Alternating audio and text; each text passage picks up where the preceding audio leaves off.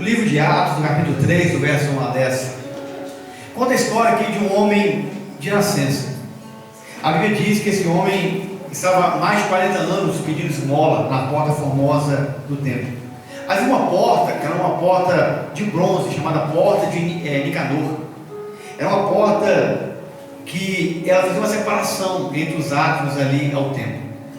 E Pedro e João, eles foram, como de costume, orar ao templo do Senhor, orar na casa de Deus. E acharam nesse homem que todo dia alguém, pela manhã, chegava na sua casa, carregava, colocava ele em um leito e deixava na porta do templo. Esse homem viveu assim 40 anos, pedindo esmola com a sua necessidade. Ele viveu 40 anos dependendo do favor, dependendo de um auxílio de alguém que ele não conhecia às vezes. Ele dependia, segundo a lei mosaica ali, que alguém que fosse ao templo orar, levasse uma moeda e jogasse no seu colo, que alguém deixasse para ele ali uma esmola, pela qual ele pudesse então viver assim a sua vida. Eu fiquei pensando nesse texto, baseado no que nós estamos falando sobre missões, e fiquei pensando que as missões às vezes estão tão perto de nós. Elas não estão, às vezes, tão longe, como nós pensamos que estão na África, que estão ali na Ásia, ou países longínquos. A missão, às vezes, está às portas da igreja. A missão, às vezes, está na porta da nossa casa. Ela está de frente de nós, com o nosso vizinho. Ela está a poucos metros de alguém aonde nós trabalhamos. Ela está, talvez, na cadeira ao lado, dentro de um ônibus. Ela está, talvez, em um carro que passa pela mesma rua ao nosso lado. Ela está, talvez, alguém na rua que pede uma informação, uma ajuda. A missão, às vezes, ela está dentro de uma faculdade, alguém que senta do seu lado. Fazer missões é a gente semear o que Deus deixou para nós. E todos nós temos algo a oferecer às pessoas. Todos nós temos algo a oferecer. Presta atenção, presta o coração. Todos nós temos algo a oferecer às pessoas. E a questão é, o que nós estamos oferecendo às pessoas? O que podemos doar às pessoas? Será que estamos doando amor, carinho, unção, poder de Deus, ou apenas favores de moedas? Cada um de nós tem algo a oferecer de valor para alguém. Algo que vai mudar a vida da pessoa, algo que vai transformar o seu dia, algo que vai mudar a sua família, algo que vai mudar a sua história. Todo mundo tem esse potencial de mudar a vida de alguém, tanto para o mal, tanto para o bem. É você que escolhe o que você vai doar, vai ofertar. É você que escolhe o que você vai agraciar outra pessoa de receber. Palavras de bênção, palavras de maldição, um pão que alimenta ou uma pedra que machuca o peito da outra pessoa. O que você tem a oferecer para outra pessoa? A igreja, ela tem que oferecer transformação. A igreja do Senhor, e eu falo de igreja, eu falo de nós.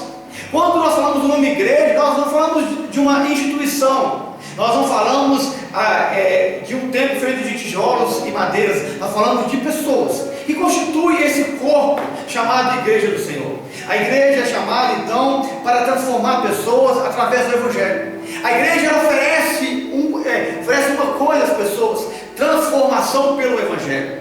É por isso que nós estamos aqui, é para isso que nós somos chamados como servos, a oferecer algo que vai transformar as pessoas pela pregação do Evangelho, pelo doar da palavra de Deus. O texto vai dizer para nós, aqui no verso 1, que Pedro e João subiam juntos. Sabendo a sua versão fala que subiam juntos ao templo. Eu fiquei pensando na atitude daqueles homens, irmãos. Aqueles homens representavam uma igreja unida, num ambiente, no mesmo propósito. Se você for olhar a vida de Pedro e João, eles estavam juntos em todas as partes da vida.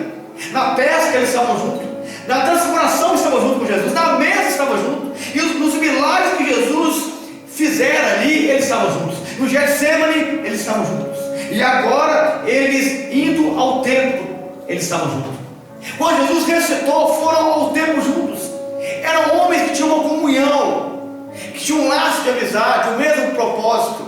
E a igreja do Senhor, para que ela possa crescer, ela tem que ter esse ambiente, essa unidade, do mesmo propósito, da mesma visão. Nós como servos, quando nós falamos de alcançar pessoas, alcançar o perdido, de alcançar o filho pródigo, de buscar a centésima ovelha, de achar a dracma perdida, nós temos que ter esse mesmo coração, esse mesmo objetivo e esse mesmo propósito. Eles juntos caminhavam ali, no corpo do Senhor se cada um puxa para um lado, se cada um segue um ambiente, se cada um segue uma direção, se cada um segue um foco exclusivo. Se nós somos igreja do Senhor, nós temos que viver nessa comunhão, porque a comunhão é a maneira de Deus agir poderosamente na igreja. Se tem uma maneira de Deus agir de forma poderosa na igreja, no seio, no ambiente da igreja, é comunhão entre os irmãos. É comunhão que é o elo de ligação, que é o elo de amor. E se não houver essa comunhão entre mim e você, entre você e o outro, entre você e a pessoa que vai chegar amanhã, como nós então romperemos e cresceremos como igreja do Senhor? É essa comunhão que faz com que a igreja restaure pessoas. Porque para as pessoas serem restauradas, tem que chegar aqui e enxergar amor, enxergar perdão, enxergar unidade, enxergar mudança de vida. É essa comunhão que é proposta para nós pelo Evangelho, que vai manifestar a graça de Deus, um ambiente em que acontecem curas, um ambiente em que acontece libertação, um ambiente em que o poder de Deus se manifesta de forma clara e nítida. É através dessa comunhão entre os irmãos que nós temos que ir ao templo. Eles subiam juntos ao templo, no mesmo propósito, na mesma visão, com o mesmo objetivo de adorar o Senhor, de orar ao Senhor e também de abençoar pessoas. E eu fiquei pensando, e a pergunta que fica para nós hoje é: qual o seu objetivo de estar aqui como igreja? Por que estamos aqui como ministros, pastores, obreiros, diáconos? Ou seja, qual for o chamado que você tem, por que você está aqui? Qual é o seu objetivo, o seu foco? Por que você vem à casa do Senhor durante os cultos? Por que você vem à casa do Senhor para orar, para louvar e para ouvir a palavra? Qual o foco que você tem, o desejo que você busca aqui? A palavra do Senhor, ela manifesta de forma poderosa quando os corações estão entrelaçados nesse ambiente, quando as mãos estão dadas, não apenas físicas, mas também em uma comunhão, em um elo de oração. Quando os joelhos estão alinhados no mesmo propósito de oração, quando os pés estão direcionados na mesma visão, quando as mãos estão no mesmo arado. E aí Deus, ele age de forma poderosa. Aqueles homens estavam ali, e o objetivo aqui, o texto vai ter para nós, verso 1, Pedro e João subiam ao templo juntos na hora da oração. A igreja, ela deve ter um ambiente de vida e vida de oração. A igreja do Senhor, os cristãos, os servos, os mestres, os pastores, os evangelistas, os missionários, os apóstolos, os doutores, os membros, aquele que é velho de igreja, aquele que é recente de igreja, ele deve entender que a oração, ela não é um ritual, ela não é algo supérfluo, não é algo que você só usa em um momento de escape, ela é um estilo, um modo de viver, é um diálogo íntimo com Deus e verdadeiro. É isso que Pedro e João vêm nos ensinar. Estavam com Jesus durante o tempo todo, vivendo com Jesus, mas agora Jesus estava ao céu. Jesus foi agora ao céu.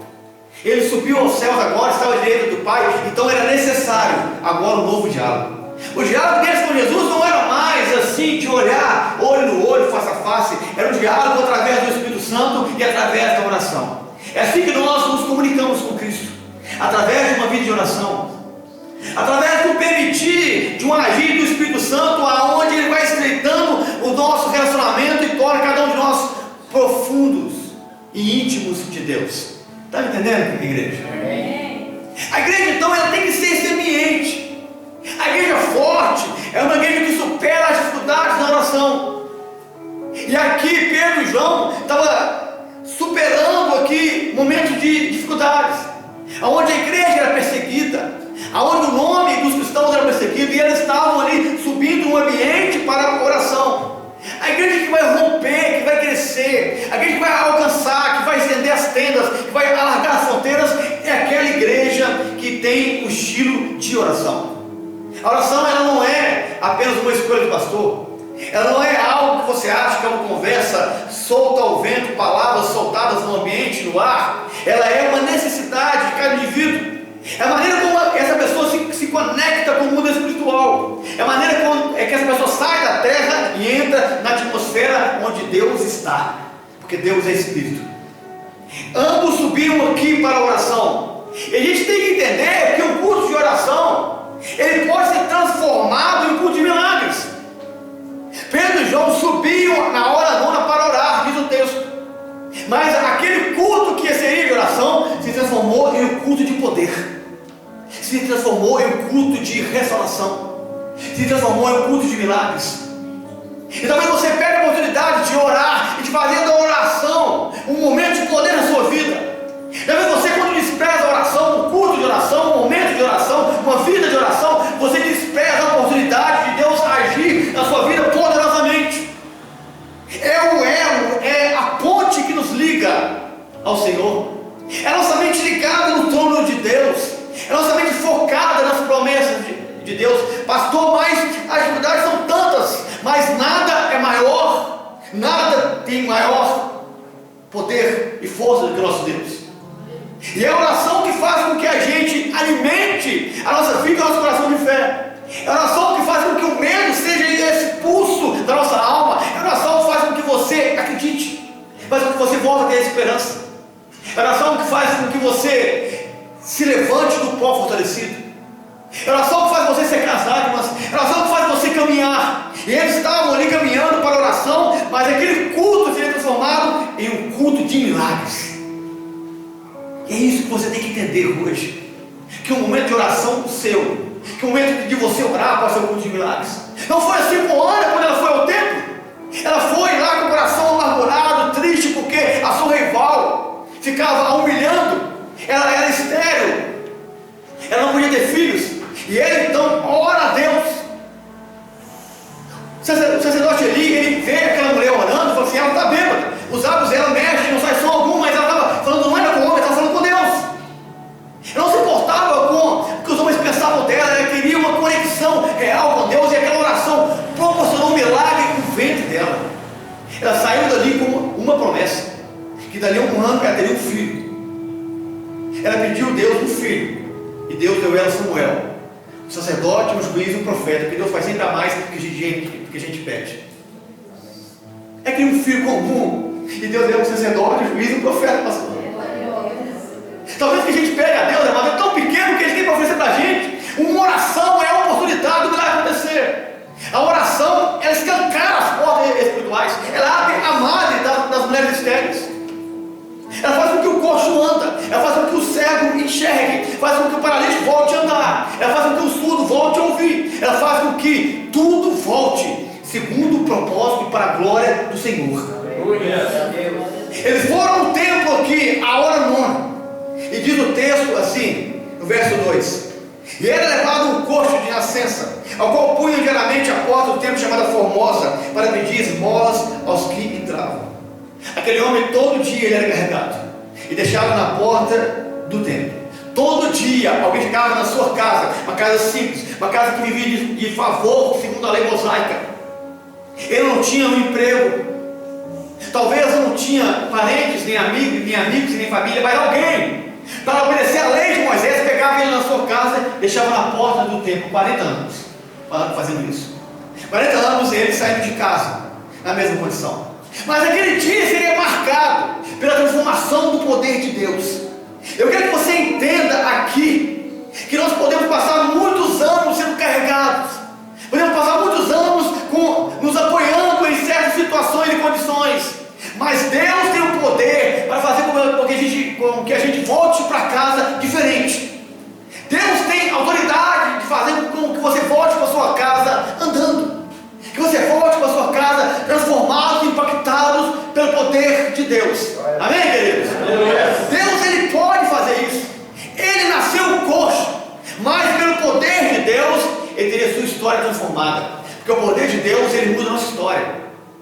A história, quando ele nasceu, quando o sacerdote ele foi levado ao templo para ser apresentado, o sacerdote olhou para ele assim: ele é coxo, ele não pode entrar no templo, no ato dos homens, tem que ficar fora da porta, ele não pode oferecer sacrifício, ele não pode orar dentro do salão, ele não pode ir na sinagoga, ele tem muitas coisas que ele não pode fazer. A história dele era essa. A história dele era imputada como alguém incapaz, alguém que não poderia fazer, não poderia executar. Mas Deus transformou a história daquele homem. Um milagre que Deus faz para você, Ele muda não o seu dia, mas muda a sua história.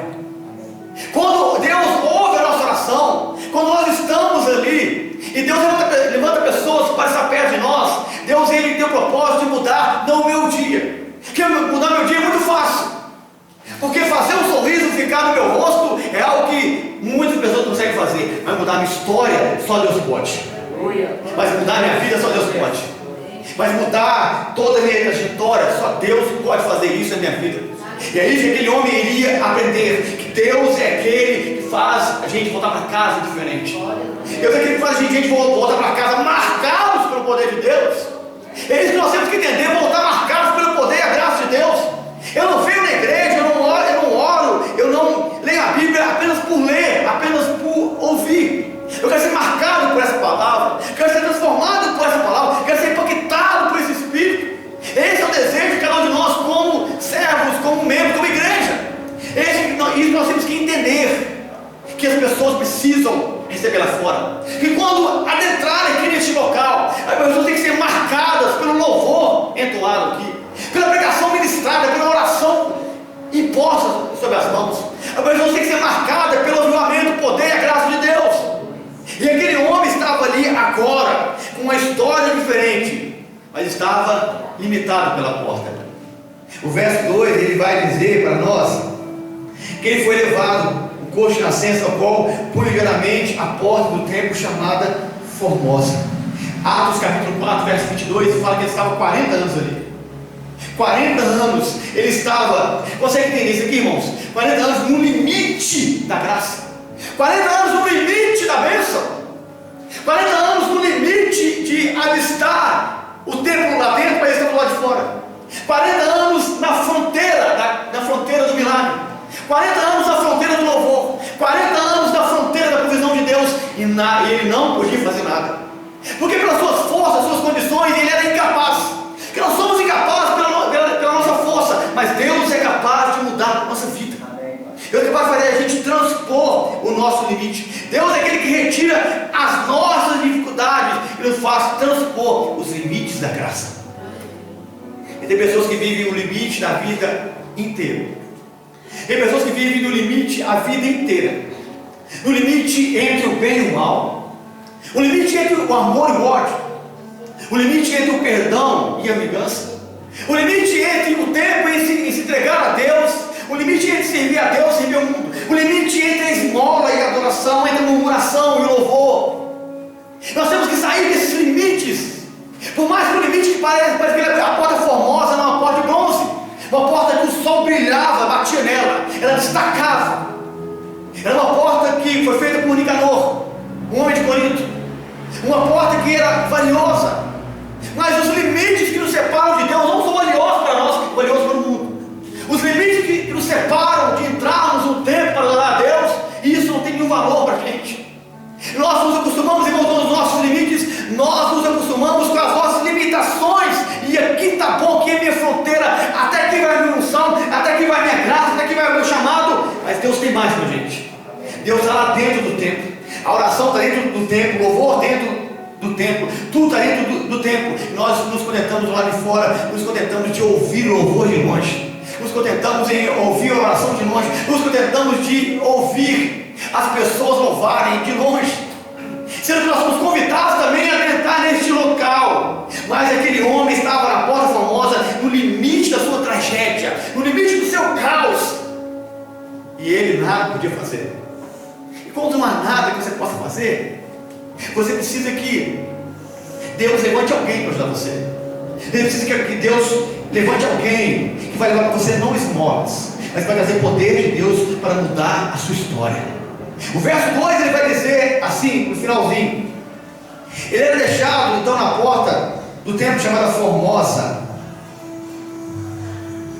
para pedir esmola aos que entravam. Uma vida de esmola, irmãos, é bastante. Não dá para a gente se contentar com uma vida inteira de esmola. Não dá para a gente se contentar com uma vida inteira de migalhas. Aquele homem ficou a vida inteira pedindo migalhas.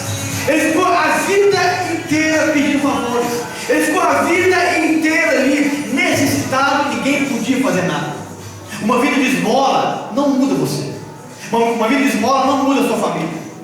Esse texto vai dizer aqui que aquele homem estava ali sentado para pedir aos que entravam. Eu quero que você entenda, irmãos, que ele tinha as mesmas promessas de Abraão. Você entende isso? Que as mesmas promessas que tinha João e Pedro, ele tinha. Você consegue entender que as mesmas promessas que tinha o povo judeu, ele também tinha? Ele também possuía? Você consegue entender que as mesmas promessas que o povo todo tinha, no templo, ele também tinha? Mas ele se conteve e se contentava com moedas, com migalhas, sendo que ele poderia estar sentado à mesa do rei. Ele se contentava apenas com favores, mas era filho, herdeiro da promessa. Você consegue entender que aquele homem, ele não esperava nada de dentro do templo? Olha o que o texto fala para nós: para pedir esmola aos que entravam, não era que saíram não. Porque aquele homem olhava para dentro do templo, da porta formosa, e achava que ninguém lá dentro poderia ajudá-lo. E lá fora as pessoas têm que olhar para dentro da igreja, encontrar ajuda, amor, favor aqui. As pessoas têm que olhar para dentro das portas da igreja, para olhar para nós e enxergar graça em nós, enxergar favor em nós. Ele não esperava receber nada do que as pessoas estavam lá dentro, apenas das que as pessoas estavam lá fora. Irmão, as pessoas têm que esperar mais de nós. As pessoas têm que esperar mais da igreja. As pessoas têm que esperar mais de cada ministro.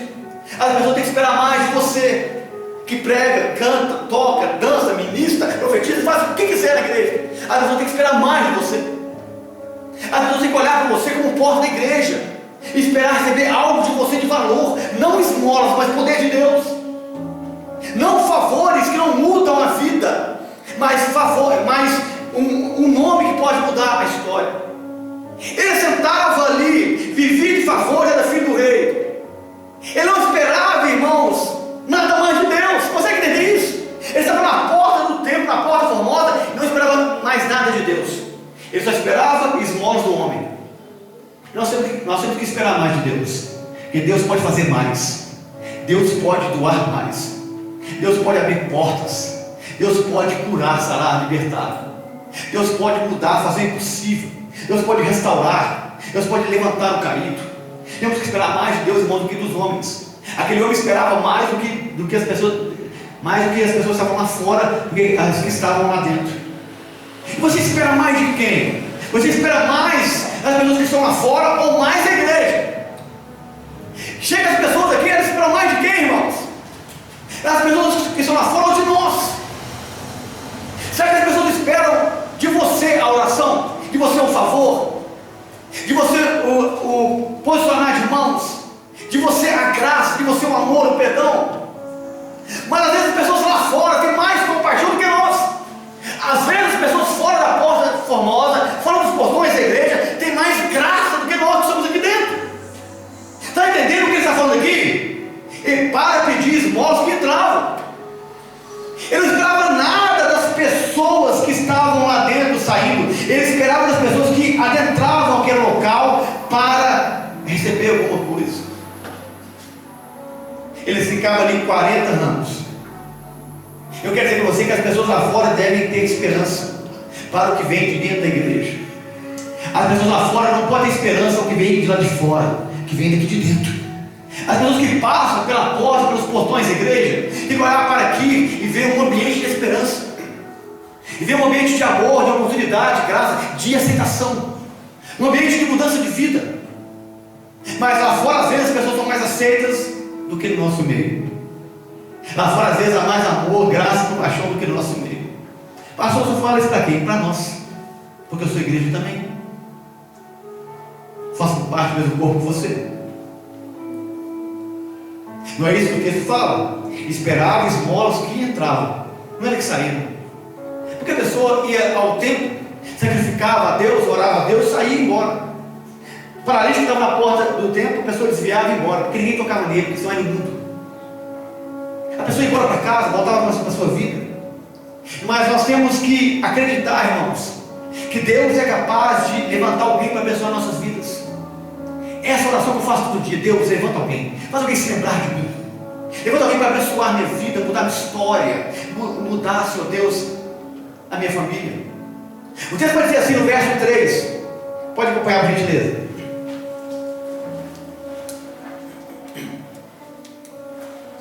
Vendo ele a Pedro e João que iam entrar no templo, Ele viu, irmão, tinha uma multidão entrando. Pense você que ali viu dezenas de pessoas entrando ao mesmo tempo.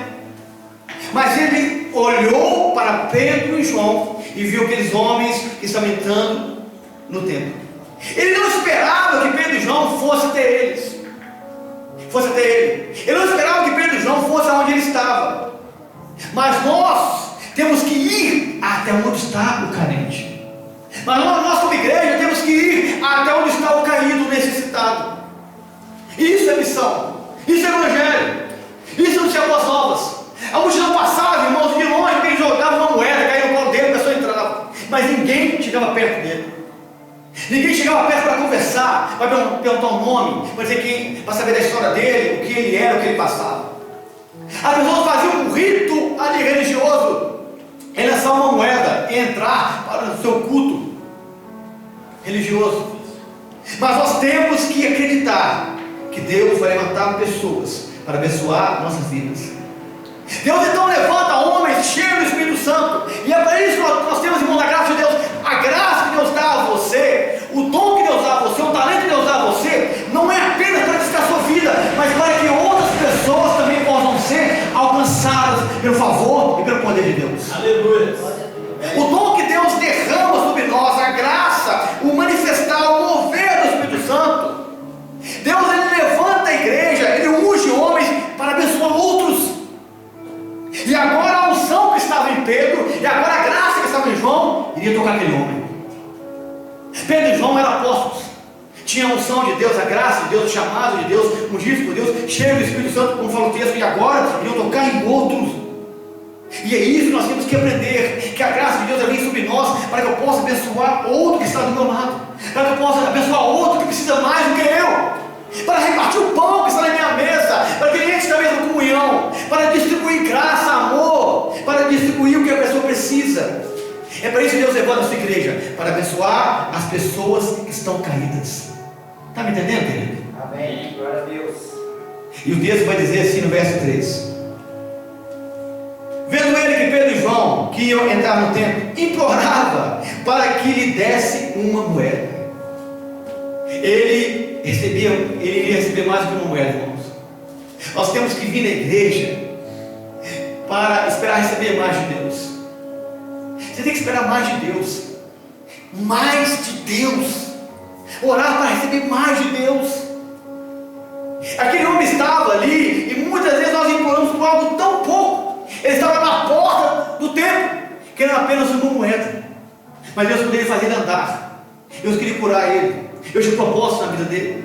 E muitas vezes nós entramos num ambiente onde Deus é invocado, onde Deus é cultuado, onde Deus ele é adorado, e nós pedimos moedas, e nós pedimos esmolas, sendo que Deus tem algo muito maior a dar a cada um de nós, sendo que Deus tem algo muito maior a oferecer a cada um de nós. Deus é aquele que pode fazer com que as pessoas elas passem a porta da sua necessidade pelos seus próprios pés, não apenas carregado. Ele nunca passou aquela porta carregado e nem pelo seu pé, mas agora ele ia passar andando, porque Deus ele pode fazer isso.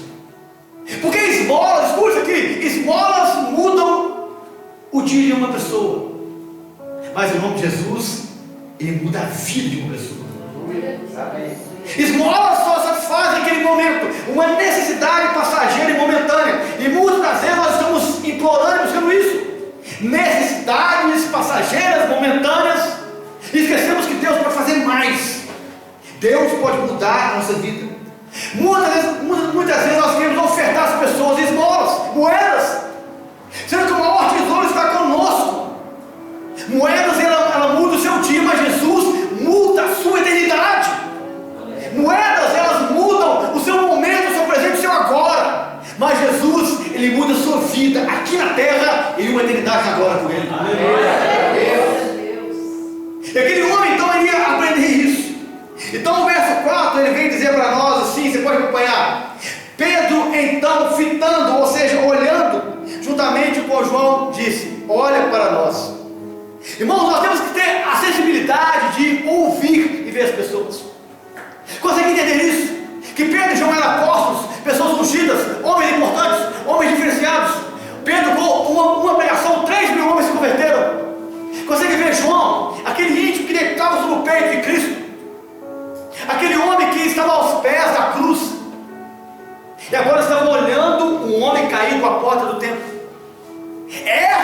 sensibilidade tem que estar no meu coração e no seu. Não é porque eu sou ungido, pastor, profeta, bispo, arcebispo, seja o que for.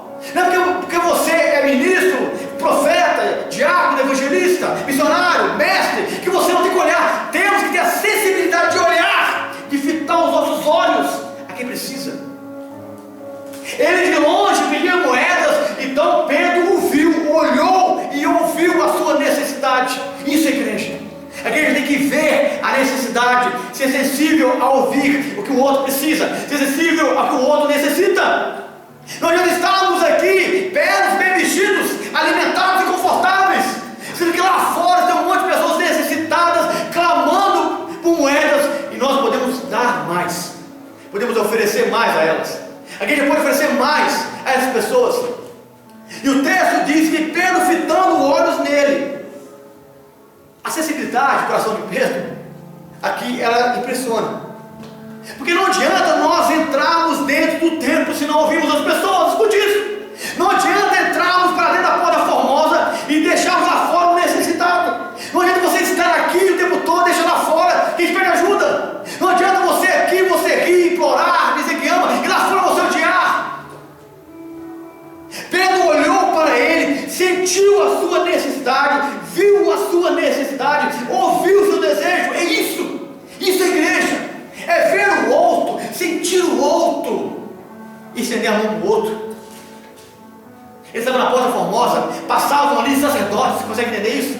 Passavam ali levitas, passavam ali soldados, passavam ali homens, mulheres, pessoas importantes, passavam ali pessoas importantes da sociedade judaica, mas ninguém olhava para ele. Ninguém olhava. As pessoas escutavam um grito, esmola, e a pessoa tirava então do seu alforje uma moeda e jogava ao chão, e ele arrastando pegava a moeda, punha no seu alforje. Mas Pedro, ele nos ensina, e nós igrejas temos que ter a sensibilidade de ver e ouvir as pessoas. Ver e ouvir. Falta às vezes para o marido a sensibilidade de ver e ouvir a esposa. Falta para a esposa às vezes a sensibilidade de ver e ouvir a necessidade do marido.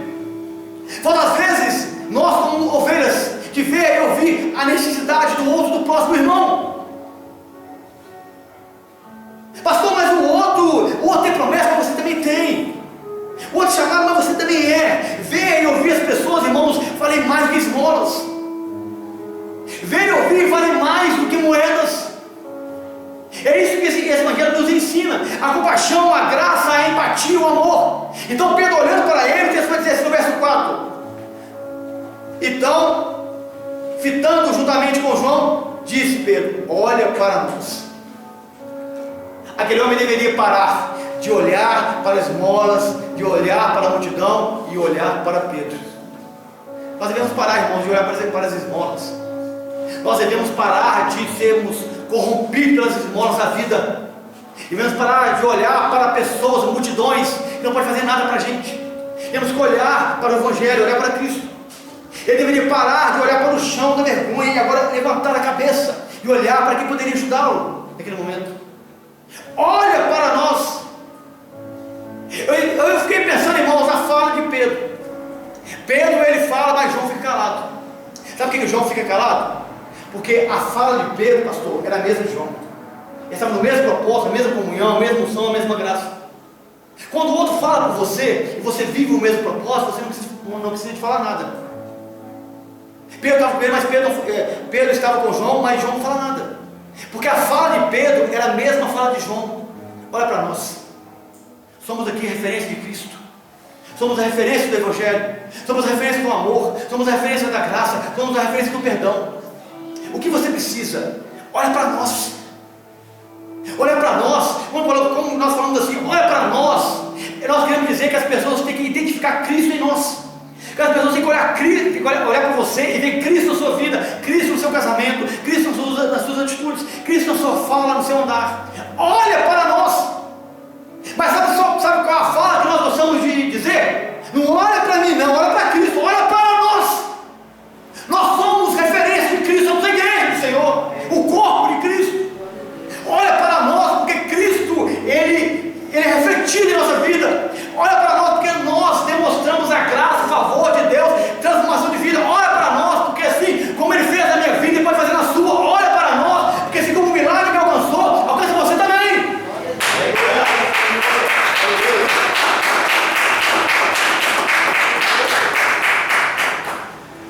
Olhar para nós é testemunhar Cristo em nós. Você tem coragem de ir lá fora e dizer para a pessoa assim: olha para mim, eu tenho Cristo. Olha para mim porque as minhas atitudes falam de Jesus. Olha para mim porque a minha atitude ela fala do poder de Deus. Olha para mim porque a minha atitude fala de oração. Olha para mim porque a minha atitude ela fala de graça. Isso é dizer para a pessoa: olha para nós. É ser referência para as pessoas que estão lá fora. Nós devemos ser referência, assim como Jesus ele foi para aqueles homens. Ele dizia para ele: olha aqui para nós. Ele deveria ver em João a referência de Cristo. Os discípulos eram isso. Eles eram diferentes da multidão. A multidão toda entrava na porta, mas João e Pedro eram diferentes. Nós temos que ser diferentes, amados. A nossa igreja tem que ser diferente. O nome da sua igreja tem que ser diferente. O seu ministério tem que ser diferente. A sua graça, a sua unção, o seu talento tem que ser diferente. A pessoa tem que olhar para você e dizer assim: ela canta para Cristo, ele prega para Cristo, ele vive para Cristo. A vida dele reflete Cristo. A vida dele exala Cristo. Olhar para nós é testemunhar Cristo em nossa vida. E o texto vai dizer assim para nós no verso 5: ele os olhava atentamente, esperando receber alguma coisa. Ele esperava, irmãos, receber moeda, mas Deus tem mais a oferecer. Eu quero que isso gravado no seu coração essa noite. Que às vezes você sai de casa e vem ao culto esperando receber algo tão pequeno, mas Deus tem algo tão grande para você. Ele esperava receber, sabe o que? O mesmo de todo dia, pastor. Todo dia, 40 anos ele recebia moedas. Ele esperava receber todo dia a mesma coisa, mas Deus tem algo novo. Deus tem algo novo para a gente. Deus tem uma graça nova, uma unção nova, um talento novo. Ele esperava receber a mesmice de migalhas, de esmolas, a mesma compaixão falsa, religiosa que ele recebia. Mas Deus tinha algo novo para a vida dele. E essa tem que ser a nossa expectativa em cada manhã. Senhor, eu quero receber um novo hoje. Senhor, eu quero hoje um novo. Eu quero um renovo. Eu quero ser transformado. Eu quero uma unção diferente. Eu quero uma graça nova. Eu quero, Senhor Deus, algo que transforme os corações. Eu quero algo novo. Não dá para nos contentarmos com migalhas e moedas, irmãos, sendo que Deus tem algo que transforma as nossas vidas. Deus é capaz de fazer com que tudo se transforme, coisas novas em nós. Ah, pastor, já me converti já faz 40, 50 anos, tá bom demais, mas Deus tem algo novo todo dia para nós. Pastor, eu estou aqui, eu sou obreiro, eu faço A, B, C, D, X, Y, Z na igreja. Deus tem algo novo para a gente. Pastor, eu estou aqui, a igreja está nessa condição. Deus tem algo novo para a igreja. Deus tem algo novo para cada ministério. Deus tem um som novo, um talento novo, uma graça nova, uma experiência nova. Não espere de Deus a mesma coisa todo dia, irmãos. Deus é infinito em todos os seus atributos. Ele pode agraciar você infinitamente todo dia. Ele pode derramar uma graça sobre você de forma infinita em cada amanhecer, em cada entardecer, em cada deitar, em cada abrir dos olhos, em cada respirar. Deus pode trazer coisas novas. E Ele pode fazer. Ele esperava receber moedas, mas Deus tem algo maior. Então o verso 6 vai dizer assim: Pedro, porém, lhe disse: não possuo nem prata nem ouro, mas o que eu tenho eu lhe dou. Pedro deu o que ele tinha. E a gente dá o que a gente tem. O que a gente oferece às pessoas? Amor, ódio, graça, perdão, gratidão, poder de Deus, unção, graça, conhecimento. O que nós oferecemos? Oferecemos o que temos e o que somos. Talvez você não oferece nada, que você não busca nada, que você não almeja nada. Talvez você só oferece xingamentos e raivas, porque isso consome você. Nós temos que mudar como igreja e ter esse pensamento de o que eu tenho, eu tenho Cristo, então eu te dou Cristo. Eu tenho amor, eu te ofereço amor. Eu tenho perdão, eu te ofereço perdão. Eu tenho graça, eu te ofereço graça também. É isso que Pedro estava dizendo. Eu tenho algo em mim que você não tem, que você nunca recebeu. Eu tenho algo em mim que você nunca recebeu, que pode mudar a sua história, mudar a sua vida. E o que eu tenho eu vou te dar. Sabe o que é isso? Coração generoso. É aquele coração que não é egoísta, que não quer as bênçãos só para ele, que não quer a unção só para ele. Ele está disposto a ofertar o melhor para o outro. Eu tenho o melhor, eu tenho Cristo, eu tenho amor, eu tenho compaixão, eu tenho unção, eu tenho graça. E isso eu vou dar para você. que quanto mais Pedro doava, mais ele recebia. Quanto mais Pedro ofertava, mais Deus multiplicava na vida dele, na vida de João. E é isso que nós temos que aprender com esses homens. Pedro ofereceu aqui o poder de Deus. O que nós oferecemos, amados? O poder de Deus. Oração, o poder de Deus. Ou esmola que muda um dia. Ou podemos oferecer então o nome de Jesus que muda uma história. Ou podemos oferecer o poder de Deus que transforma a vida. O Evangelho é isso. O Evangelho de Cristo, ele nos entrega não o que precisamos, não tudo o que queremos, mas o que precisamos. O Evangelho, ele nos entrega o que nós precisamos naquele momento. E tudo que você precisa hoje não é esmolas, é Jesus. O que você precisa hoje, que vai mudar a sua vida, é Jesus, não é esmolas, não são moedas. Pedro então ofereceu o que tinha com ele. O que nós temos? O que você tem a oferecer para alguém que pede ajuda na rua, alguém que está à porta da igreja, que está na porta famosa? O que eu tenho, eu lhe dou. Hoje a gente fala assim: o que eu tenho, eu não lhe dou. Vai embora, não volte mais. O que a gente faz quando alguém bate a nossa porta, liga para o nosso número, pede ajuda, quando alguém pede uma oração, quando alguém pede uma ajuda, o que a gente faz, irmãos? Esse texto me fez pensar muito sobre isso. O que eu tenho, eu lhe dou. Às vezes eu não faço nada, não ofereço nada, porque eu estou vazio naquele momento. Eu estou como a terra, sem forma e vazia, e preciso da ação do Espírito Santo, do mover de Deus, da palavra de Deus, para que eu seja transformado ali. Então o texto vai dizer isso para nós, no verso 6. Você pode acompanhar. Eu não tenho ouro nem prata, mas o que eu tenho eu lhe dou. Em nome de Jesus Cristo Nazareno, anda. Em nome de Jesus Nazareno, anda. Esse é o nome. O nome que tem poder é o nome de Jesus. Nós temos que acreditar nisso, mas com toda a convicção da alma. Não apenas ficar com o pensamento da mente, será? É ter a convicção que o nome de Jesus, ele muda a vida das pessoas. Que o nome de Jesus representa Ele, a sua essência, o seu caráter, o seu ser, o seu poder. E que isso é capaz de alcançar o perdido, alcançar o que está doente, mudar a vida dela. O nome de Jesus, ele muda não apenas o nosso dia, mas ele muda a nossa eternidade. Porque é pelo nome dele que nós somos alcançados e salvos. É pelo nome dele que existe igreja. Não é a igreja do nosso Senhor Jesus, não é o Evangelho de Jesus Cristo escrito por João. Não é o Evangelho de Jesus que deve ser anunciado até o fim, até que ele venha. Ou é o Evangelho da igreja, ou é o Evangelho do pastor. Não é pelo nome do Senhor que nós somos batizados nas águas. Não é a ceia do Senhor, não é em seu santo nome, em lembrança do que ele fez por nós. Os cânticos entoados aqui na hora do louvor não é em nome do Senhor. Quando nós oramos ao Pai, não é em nome do Senhor. Quando nós oramos por alguém, não é em nome de Jesus. É porque esse nome é o único nome que pode mudar a vida do necessitado. É o único nome que pode mudar a vida da pessoa que está perdida, do que está jogado, lançado ao chão. O nome de Jesus, ele nos garante, meu amado, a entrada pela porta formosa, não apenas nessa terra, mas também nas mansões celestiais.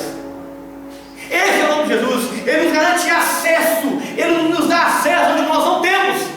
Ele leva você onde você nunca foi. Está pegando? Está entendendo aí, irmãos? O nome de Jesus, ele faz isso, ele restaura as pessoas, restaura os corações, restaura famílias, restaura a saúde, restaura a alma da pessoa. Em nome de Jesus, anda, disse Pedro. Então o verso 7 vai dizer assim para nós: e tomando pela mão direita, o levantou. Imediatamente ele se pôs sobre seus pés, e os seus tornozelos se firmaram. Irmão, essa parte aqui é muito, muito profunda, sabe por quê? Pedro, ele tinha aqui a palavra, sim ou não? A palavra. Em nome de Jesus, levanta e anda.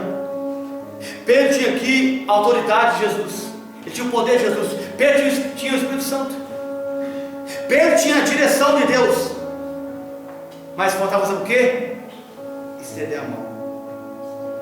Porque muitas das vezes nós damos muito poder, muita oração, muito falar, mas não estendemos as mãos. Se não estender a mão, não adianta, ele fica na porta caído. Pedro falou assim: em nome de Jesus, levanta e anda. E ele ficou sentado, irmãos. Consegue entender isso?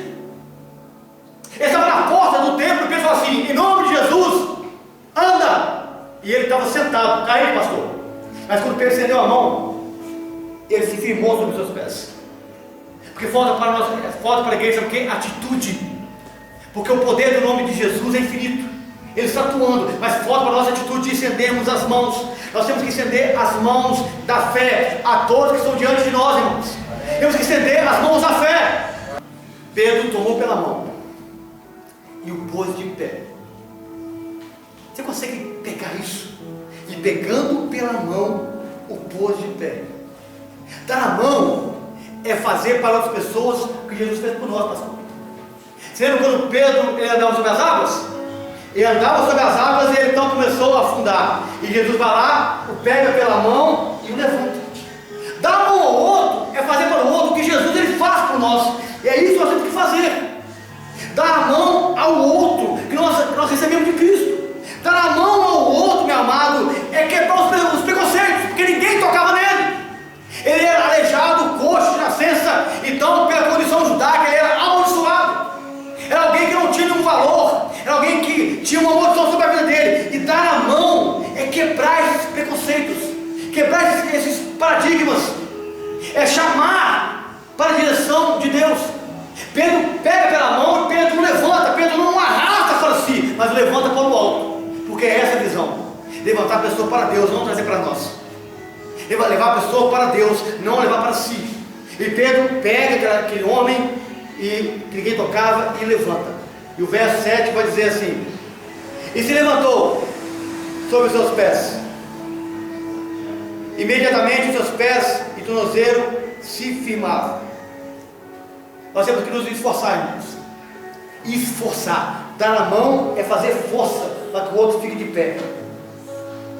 Dar a mão é fazer força, é doar força, é empenhar, é fazer empenho. Ele se esforça, aquele homem se levanta e o texto vai dizer assim: imediatamente os seus pés e os seus tornozelos se firmaram. A gente tem que entender que quando a gente faz isso, Deus põe as coisas no lugar. Deus pode fazer isso. Deus pode pôr as coisas no lugar. As coisas que são tortas, bagunçadas, misturadas, espalhadas, escondidas, Deus acha o lugar, irmãos. Deus coloca o osso no lugar. Deus põe o coração no lugar. Deus põe o sentimento no lugar. Deus põe a mente no lugar. Deus é aquele que sabe onde cada peça se encaixa, onde cada osso se encaixa, onde cada cartilagem faz o seu papel. Deus é aquele que faz isso. Põe as coisas no lugar. E muitas vezes a gente olha para a nossa condição e acha que Deus não é capaz. Mas Deus pode colocar as coisas no lugar. Amém? Amém. Deus pode pôr as coisas no lugar. A gente tem que se deixar ser tocado. A gente tem que deixar ser tocado por Deus, pelas pessoas que Deus usa. Porque Deus pode levantar pessoas para ajudar a gente. Como levantou Pedro e João para ajudar aquele homem. Deus pode levantar pessoas hoje para ajudar você. E Deus realiza em nós que ninguém pode fazer. Olha o que o texto vai dizer aqui no verso 8. E de um salto se pôs em pé e passou a andar. Ele nunca andou, mas com Deus ele pode andar. Deus é aquele que realiza em nós que ninguém pode fazer. Deus é aquele que faz em nós que ninguém pode fazer. Deus ele dá a gente condição de fazer coisas que você nunca fez. O caso desse homem é andar, mas o que você precisa, Deus pode fazer em você. Ele saiu andando e deu um pulo, mas ele não foi embora. Porque muitas pessoas, quando recebem um milagre, sabe o que fazem? Vão embora para casa. Muitos, quando recebem um milagre, voltam para casa correndo. Aquele homem, ele não foi com seus pés em direção à sua casa, foi em direção ao templo. Porque ele não se contentava apenas com os pés, ele queria mais. Receber os pés é muito pouco. Receber um milagre é muito pouco, Deus queria dar mais a ele. Você não pode receber um milagre e ir embora. Você não pode levantar onde você está e ir embora para casa. Quer receber mais de Deus? Volte agora os seus pés em direção para aquele que te abençoou. E ele se levanta agora, fazendo o que ele não podia fazer. Então o verso 8 vai dizer: e entrou com eles no templo. Irmãos, Deus é poderoso para te levar a lugares que você nunca foi. Deus é poderoso para fazer com que você rompe limites, barreiras, fronteiras que você nunca ultrapassou. Ele ficou 40 anos na porta formosa, nunca passou da porta para dentro, nunca adentrou o santuário, nunca entrou ao templo, mas agora, com o poder de Deus, ele recebe o favor de Deus e ele fica de pé. E ele transpõe agora a porta formosa. E de um salto se pôs em pé e passou a andar. E entrou com eles no templo. Deus te leva a lugares que o seu coração nem imagina.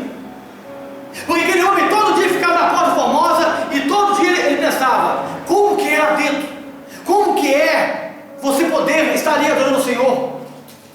Mas agora, pelo milagre de Deus, Deus levou ele aonde ele nunca foi. E Deus faz isso. Ele te leva onde seus olhos nem imaginam alcançar. Ele te leva aonde seus pés nem imaginam tocar. Ele te leva à experiência que você nunca imagina em ter possuído. Deus é capaz de fazer isso. Ele pode fazer isso. Deus faz com você coisas que ninguém nunca fez. Ele te leva a lugares que você nunca sonhou em entrar. Então Deus vai dizer esse verso 8: ele saiu entrando ao templo, saltando e louvando a Deus. Agora a boca dele não sai um grito de blasfêmia, agora não sai um grito de esmola, agora não sai um grito de condenação, agora não sai um grito de ajuda, sai um grito de louvor. Porque Deus é aquele que coloca em nós um novo cântico. Porque Deus é aquele que põe nos nossos lábios um novo cântico, o cântico da vitória. Deus é aquele que pode pôr em nós um cântico de adoração. Deus é aquele que pode trocar as palavras de esmola por palavras de graça, adoração ao seu santo nome. Deus é aquele que muda o nosso louvor. Deus muda o nosso linguajar. Ele entrou ao templo e agora ele adorava. E agora ele não mais pedia, ele não mais clamava para ajuda, e agora ele adorava o Senhor. Aprenda a ser grato, irmãos, porque o coração agradecido é muito bom. Aprenda a ser grato a Deus quando Deus fizer as coisas na sua vida. Aprenda a ter gratidão, abrir sua boca e agradecer a Deus por tudo que Ele está fazendo. Mesmo que você não esteja vendo, mesmo que seja apenas seus pés. Pastor, eu queria o corpo inteiro, mas se começar pelos pés, já está muito bom. Deixa que Ele faz o resto depois. Mas a gente não pode se contentar apenas com os pés. Sair então um grito de adoração da boca daquele homem dentro dos atos. Que Deus coloque em nós o perfeito louvor. É para isso que muitas das vezes as aflições vêm, para que Deus ele traz o livramento e nós possamos louvar o nome dele. Deus livra cada um de nós aqui todo dia. Cada um de nós aqui todo dia tem livramentos de Deus. Mesmo que você não saiba, é motivo de você entrar por essas portas, é motivo de você orar na sua casa e todo dia louvar o santo nome do Senhor, porque Ele é digno de ser adorado. Então o verso 9 vai dizer assim para nós: e viu todo o povo ele andar e a louvar a Deus. Bom, você consegue entender isso? Que o milagre que Deus faz na sua vida é para testemunhar o nome dele. Aquelas pessoas que viram aquele homem coxo, paralítico, arruinado, 40 anos na Porta Formosa, agora estava vendo aquele homem louvar a Deus. Esse texto vem nos ensinar que muitas pessoas que nos viram em muitos tempos mendigando, vão ver a gente dentro do templo adorando o nome do Senhor. Aquelas pessoas que em muito tempo da vida viu a gente jogado para lá de fora, vão ver a gente do lado de dentro participando do culto também. Aquelas pessoas que nunca davam nada por nós, vão ver a gente do lado de dentro participando da graça e do favor do Senhor. Aquelas pessoas que há muito tempo contemplaram sua vergonha, vão ver sua vitória. Aquelas pessoas que há muito tempo contemplaram o seu pedir de esmola, vão ver a graça de Deus sendo derramada sobre as suas vidas. Aquelas pessoas que há muito tempo viram seus pés tortuosos, vão ver agora os seus pés saltitantes pela graça e pela glória do Senhor. Aquelas pessoas que há muito tempo viram você caído no pó, vão ver você agora exaltando com os vestes novos. Ele entrou ali e as pessoas olharam aquele homem. Então no verso 10, no finalzinho fala assim: e se encheram de admiração, de temor, por isso que lhe acontecera. Eu quero dizer uma palavra profética para você nessa noite. Eu quero derramar uma palavra profética sobre a sua vida. Eu quero que você saia daqui crendo nisso. Que muitas pessoas que viram você caído, necessitado, vão contemplar, vão ficar admirados, vão encher seu coração de temor pelo aquilo que Deus vai fazer na sua vida. Eu quero que você enche seu coração com essa palavra. E se encheram de admiração e temor, por isso que lhe aconteceram. O testemunho de vida daquele homem impactou. e impactou todos que estavam ali para a glória de Deus. E é isso que é o propósito de Deus no milagre, para que as pessoas sejam impactadas pelo favor de Deus na sua vida, para que as pessoas sejam alcançadas pela graça que Ele vai derramar na sua história. Amém? Sim, a sua mão para cá. Eu quero profetizar sobre a sua vida nessa hora. Amém. Eu quero profetizar sobre a sua família, sobre a sua casa, sobre o seu coração.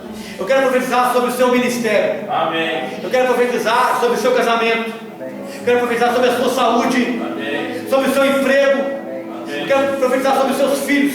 Amém. Eu quero profetizar para você que deseja ser mãe, Amém. mas tem amada e fechada. Eu profetizo que o Senhor Deus toca no seu útero, toca no seu interior. Eu profetizo para você que é marido, eu profetizo para você que é mãe, que é esposa. Eu profetizo para você que está aqui buscando algo, um favor de Deus, e veio achando que Deus vai te dar apenas uma moeda. Eu profetizo para você nessa noite: Amém. o que eu tenho eu lhe dou. Amém.